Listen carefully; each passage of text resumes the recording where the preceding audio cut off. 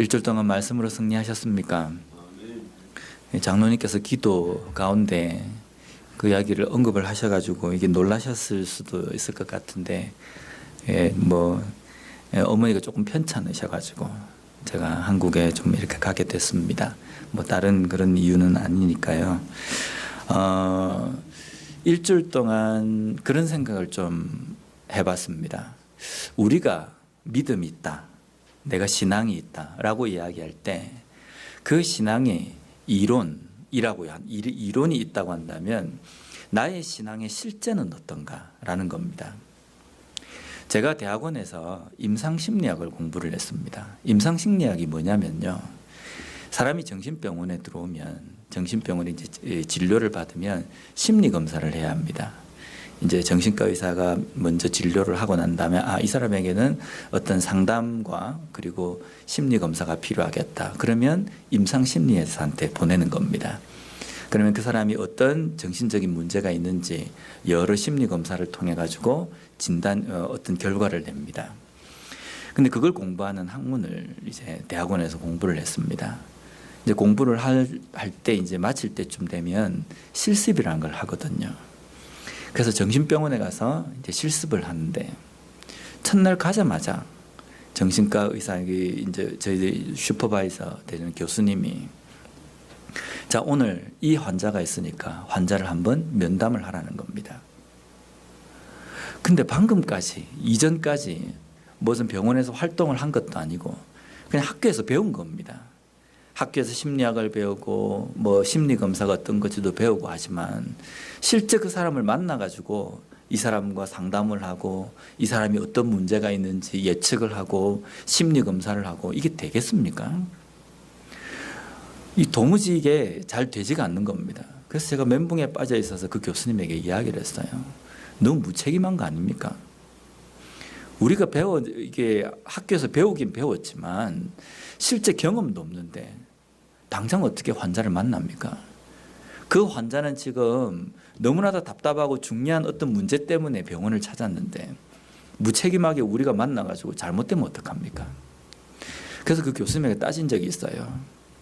근데 시간이 지나면서 가만히 보니까 그런 것들이 쌓여가지고 경험이 되고 실제가 되는데, 또 제가 잘못한다 할지라도 그 슈퍼바이저 되시는 교수님이 나머지 그 부분에 잘못된 것들을 고쳐가지고 하는데 지레 겁을 먹고 그렇게 이야기를 한 겁니다. 우리 믿음도 마찬가지입니다.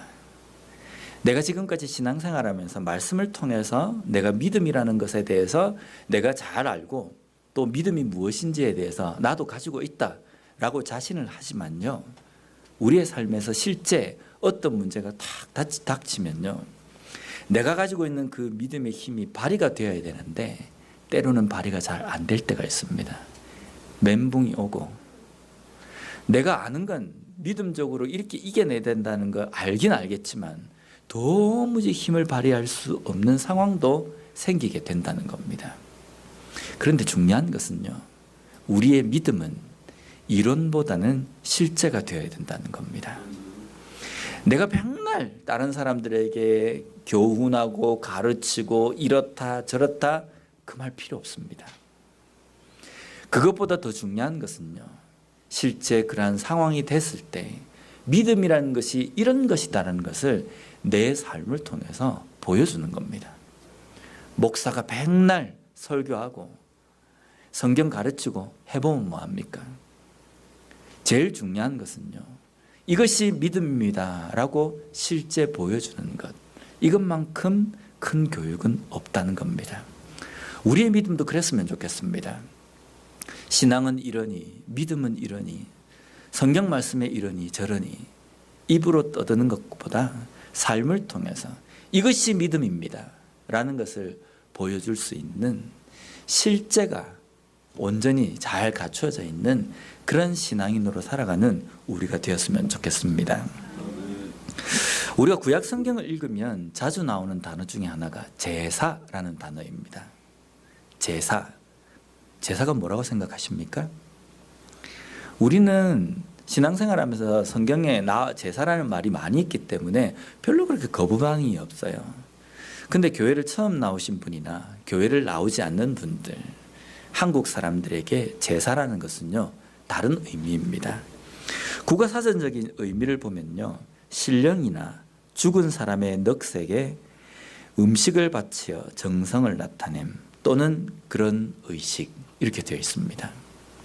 한국 사람이 생각할 때 제사 이러면은 죽은 사람이나 어떤 귀신에게 정성을 바치는 겁니다. 그리고 그 의식을 행하는 것이 제사입니다. 그런데 왜 제사를 행하냐면요, 이렇게 정성을 들여야지만이 그 죽은 사람이 나를 잘 대해준다는 겁니다. 나에게 복을 준다라는 생각이 있기 때문입니다. 그렇지 않습니까? 그런 생각을 가지고 교회에 나왔습니다. 성경을 읽다 보니까 제사라는 단어가 나옵니다. 그런 사람은 하나님께 드리는 제사에 대해서 어떤 생각을 하겠습니까? 성경에도 제사가 나오니까 성경에 이야기하는 이 제사를 하나님께 짐승을 잘 잡고 기름진 것들을 하나님 앞에 불태워가지고 정성을 들이면 하나님께서 복을 주신다. 이 개념을 가질 수 있지 않습니까? 맞습니까? 이것이 잘못된 기복신앙의 출발점입니다. 내가 하나님 앞에 정성을 들이고 하나님 앞에 내가 좋은 것들을 갖다 바치면 하나님께서 나에게 복을 주실 것이다. 이것이 얼마나 잘못된 신앙인지 모른다는 겁니다. 성경을 쭉 읽어보면요, 하나님께서 제사라고 명하신 것들이 우리가 알고 있는 이 제사의 개념과는 완전히 다르다는 겁니다. 그러면 오늘 성경에서 이야기하는 이 제사라는 게 무엇인지 오늘 이 본문을 통해서 우리가 살펴보려고 하는데, 앞으로 제가 만약 당신이 그리스도인이라면 이라는 이 시리즈로 그리스도인의 기본적인 것들을 가지고 몇 주 동안 좀 이렇게 말씀을 좀 나누려고 합니다. 특별히 첫 번째, 오늘은 제사에 대해서 한번 살펴보도록 하겠습니다. 오늘 본문 말씀을 다시 한번 읽어보겠습니다. 시작. 멜기세덱이 떡과 포도주를 가지고 나왔으니 그는 지극히 높으신 하나님의 제사장이었더라. 아멘. 살레만 멜기세덱. 이 멜기세덱이 오늘 어떤 사람이냐고 이야기하냐면 제사장이다라고 이렇게 이야기합니다.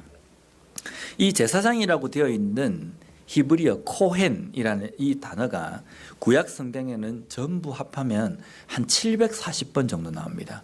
엄청 많이 나오지 않습니까? 제사장 많이 읽으셨죠? 근데 이 제사장이라는 이 단어를 구약 성경에 쓸 때에 특별히 어떤 때에 많이 썼냐면 이스라엘 백성들이 하나님 앞에 제사를 드리러 올 때에 그 제사의 그 모든 예식을 집례했던 중보자 역할을 했던 사람을 이야기할 때 이 제사장이라는 코헨이라는 단어를 사용했다는 겁니다. 우리가 알고 있는 제사장의 자격은 무엇입니까?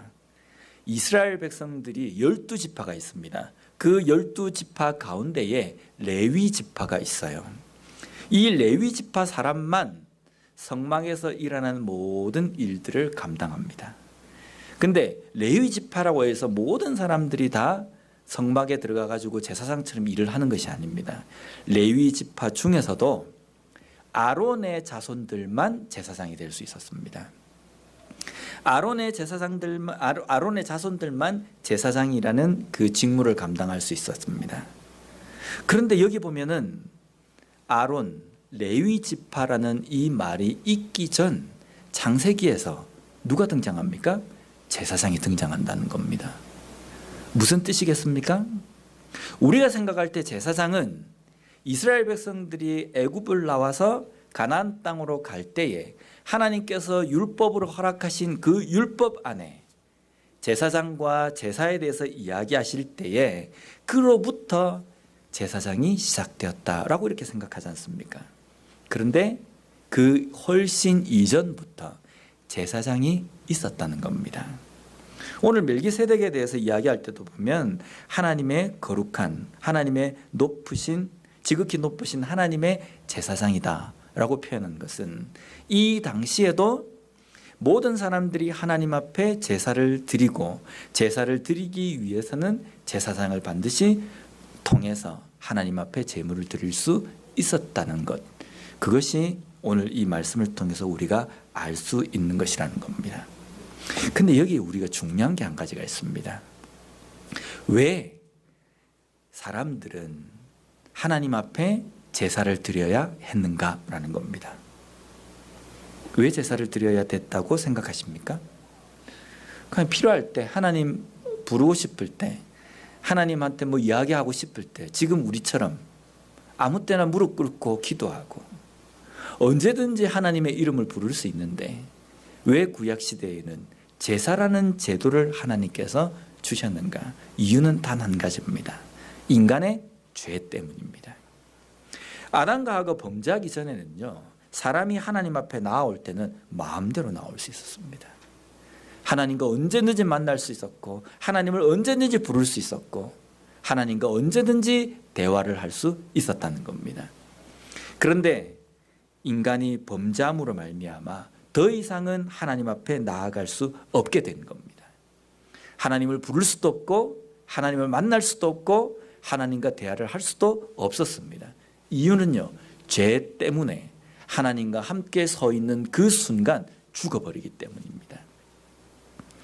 그런데 그러한 불쌍한 존재가 되어 있는 인간에게 하나님께서는 길을 열어주셨어요.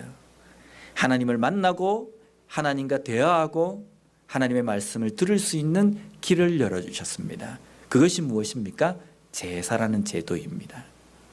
너희들이 나에게 어떤 할 말이 있고 내가 너희들에게 무슨 말을 하려고 할 때에 너희들이 나에게 나아오기 위한 길은, 방법은 반드시 이 제사를 통해서만 나올 수 있다는 겁니다.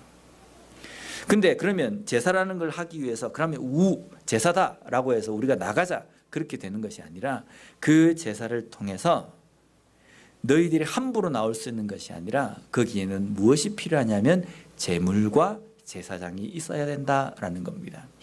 이 제물에 대해서는 다음 주 설교에 우리가 나누려고 합니다.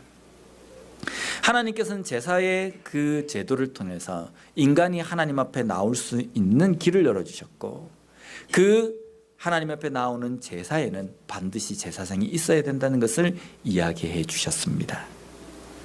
그러면 제사의 의미는 무엇입니까? 하나님 앞에 나아오는 겁니다. 이해가 되십니까? 세상 사람들이 생각하는 제사는 음식을 차려놓고 신한테, 영한테, 산신령한테 정성을 다하는 것이 제사이지만 구약 성경에서 이야기하는 이스라엘 백성들에게 하나님께서 제사라는 것을 이야기하실 때는 우리가 알고 있는 제사의 개념이 아니라 하나님 앞에 나아오는 것, 그것이 제사라고 말씀해 주셨다는 겁니다.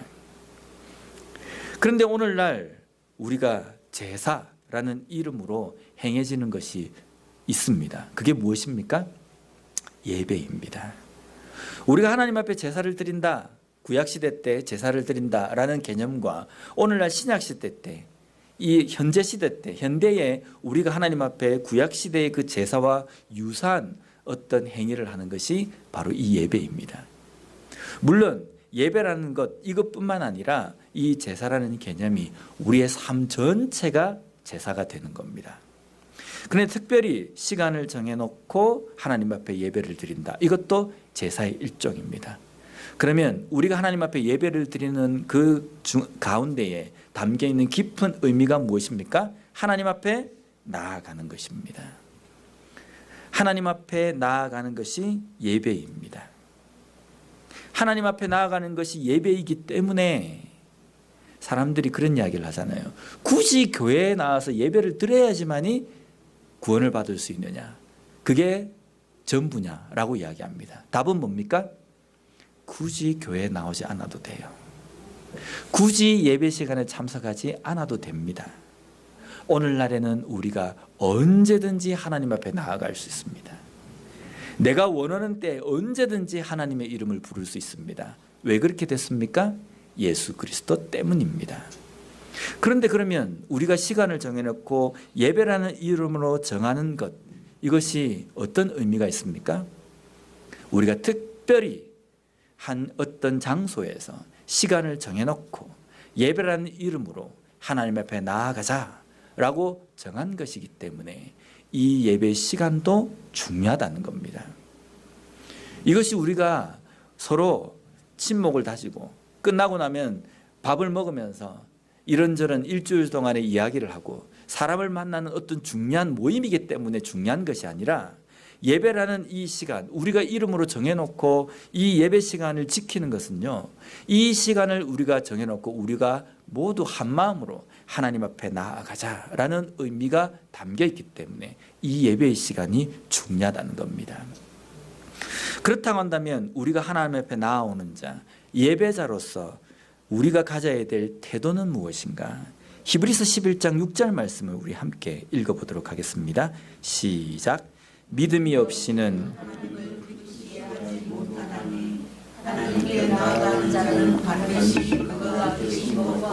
또한 그가 자기를 찾는 자들에게 상 주시는 이심을 믿어야 할지니라. 아멘. 여기 보면 하나님 앞에 예배를 드리러 나오는 자, 하나님 앞에 나오는 자, 예배자가 가져야 될 가장 중요한 것을 이야기합니다. 그것이 무엇입니까? 믿음입니다. 믿음이 있어야지만이 하나님 앞에 온전한 예배를 드릴 수 있다라고 말씀합니다. 그리고 그 믿음을 가지고 하나님 앞에 드리는 예배를 하나님께서는 어떻게 하신다고 되어 있습니까? 기뻐 받으신다. 이것이 하나님을 기쁘게 한다라는 겁니다. 여기 기쁘게 하다는 단어가 헬라어로는 유아레스테사이라는 뜻입니다. 이것은 기쁘게 하다는 뜻도 있지만 만족시키다라는 뜻도 있습니다. 그러면 우리가 하나님 앞에 믿음으로 예배를 드릴 때에 그 예배를 하나님께서 어떻게 하십니까? 기뻐하시고 하나님께서 만족해 하신다라는 겁니다. 그럼 여기 중요한 것도 한 가지가 있습니다. 예배는 예배를 드리는 자 중심입니까? 아니면 예배를 받는 하나님 중심입니까? 하나님 중심입니다. 하나님 앞에 나아오는 것은 내 마음의 위로를 받고 내가 어떤 만족감을 얻기 위해서 나오는 것이 아니라는 겁니다. 하나님께서 기뻐하시고 하나님께서 만족하시는 예배를 드리기 위해서 우리가 나오는 겁니다. 근데 오늘날 예배라는 이 모임이 조금 이상하게 바뀌어 버렸어요. 그래서 어떻게 하면 예배를 드리러 오는 사람들에게 편의를 제공할 것인가, 여기에 모든 관심이 집중이 되어 있습니다. 하나님께서 이 예배를 기뻐하실 것인가, 하나님께서 만족해 하실 것인가, 이것을 생각하지 않고 어떻게 하면 사람이 편안하게 예배를 드릴 수 있을 것인가. 무릎을 꿇고 예배를 드리다 보니까 발이 저리다. 그래서 우리가 양반다리로 우리가 예배를 드리자. 양반다리로 예배를 드리다 보니까 바닥이 너무 딱딱하다. 그래서 옛날 말로 자부동을 깔고 우리가 예배를 드리자. 나중에는 어떻게 됩니까? 이것도 불편하다. 의자에 앉아서 예배를 드리자. 그래서 딱딱한 그런 의자에 앉아 드리다가 이 딱딱한 의자가 너무 힘들다. 그래서 푹신푹신한 의자로 바꿨다가 지금까지 예배에 대한 어떤 것이 집중되어지고 바뀐 것이 누구의 편의를 위해서 바뀌어진 겁니까? 사람입니다. 너무 더워서 예배를 못 드리겠다. 그래서 에어컨을 바꾸자. 너무 추워서 예배를 못 드리겠다. 온풍기를 했다가 나중에는 바닥에다 온도를 깔았다가 모든 예배의 시스템이 사람 중심으로 돌아가고 있다는 겁니다. 그런데 우리가 알아야 될 것은 물론 그 모든 편의가 잘못되고 모든 편의가 불필요하다는 의미가 아닙니다. 그것을 고민하고 생각하기 이전에 우리가 먼저 깨달아야 될 것은 무엇이냐면 예배를 드리러 오는 사람이 진정으로 믿음을 가지고 하나님께서 기뻐하시고 하나님께서 만족해 하시는 그러한 예배를 드리기 위해서 준비되어 있느냐, 이것을 살펴야 된다는 겁니다. 그런데 예배의 어떤 형식, 그러한 것만을 가지고 나아가기 때문에 예배가 이상하게 버렸다는 겁니다. 내가 만족하기 위해서, 내가 마음의 위안을 얻기 위해서 예배를 드리는 것이 아니라 예배의 우선순위는 하나님께서 기뻐하시는가, 하나님께서 기뻐하는 그러한 믿음을 가지고 내가 나아왔는가, 그것을 살펴야 된다는 겁니다. 오늘 그 믿음으로 이 예배 자리에 나오셨습니까? 마지막으로 이 제사의 제사장은 누구이냐라는 겁니다. 제사의 제사장은 누구이십니까? 예수님이십니다.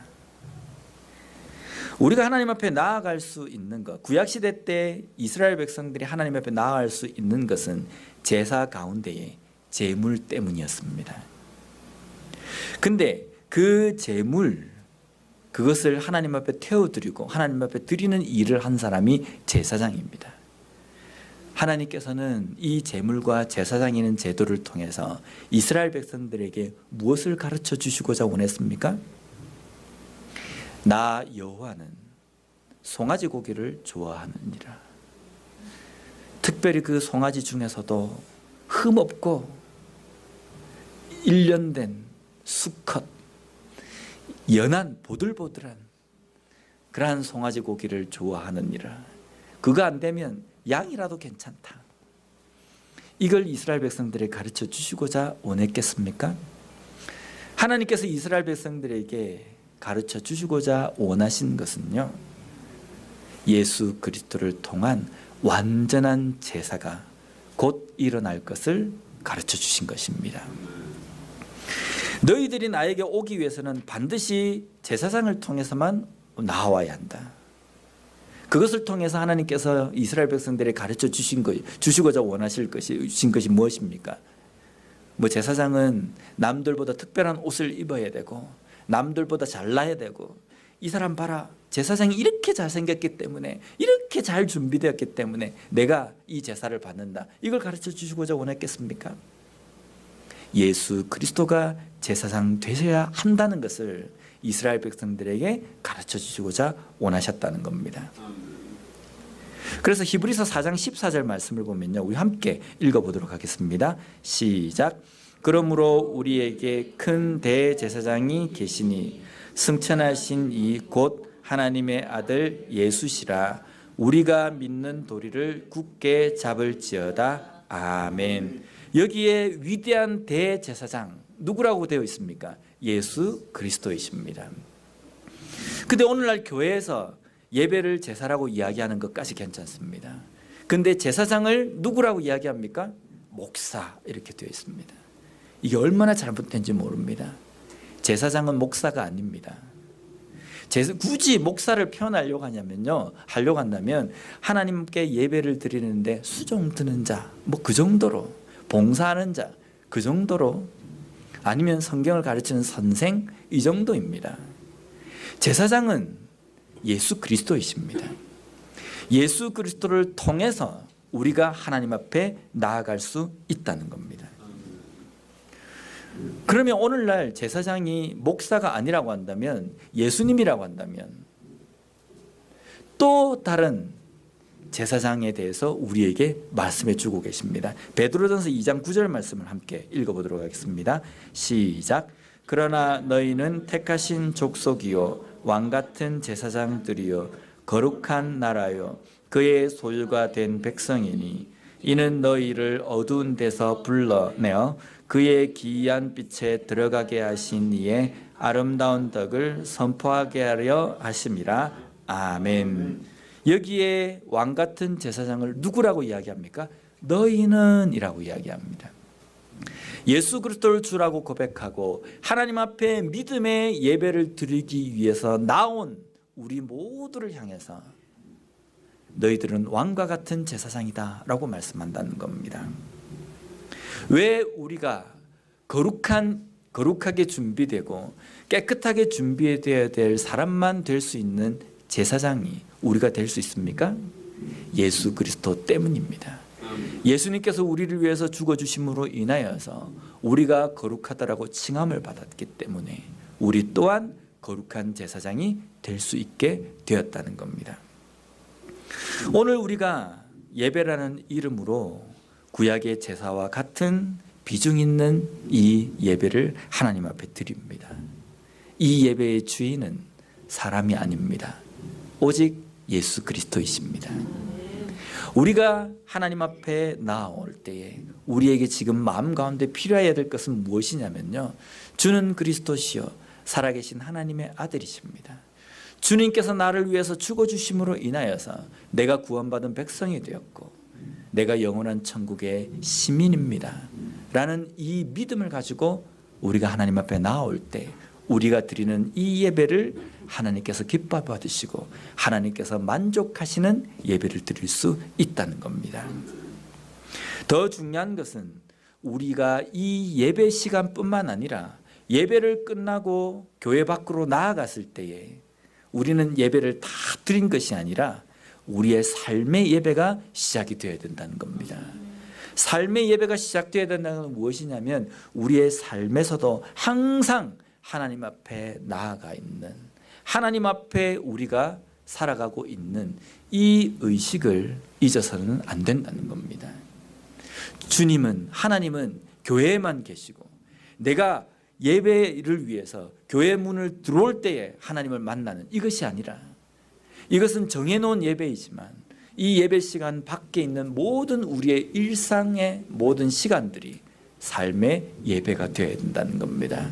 삶의 예배가 되어야 된다는 것은 우리는 항상 깨끗하고 거룩하게 준비된 왕과 같은 제사장의 삶을 살아야 된다는 겁니다. 또한 매 순간순간마다 무엇을 하든지 어떠한 상황에 처해 있다 할지라도 믿음을 가지고 살아가야 된다는 것을 우리에게 말씀한다는 겁니다. 그로 인하여서 우리가 드리는 이 예배도 소중하지만 우리의 삶의 예배도 끊임없이 소중하게 생각하고 하나님 앞에 매일매일 삶 속에서 하나님 앞에 거룩하게 나아가는 삶을 살아가는 온전한 예배를 드리는 그리스도인으로 사는 우리 모두가 되었으면 좋겠습니다. 기도하겠습니다. 하나님 감사합니다.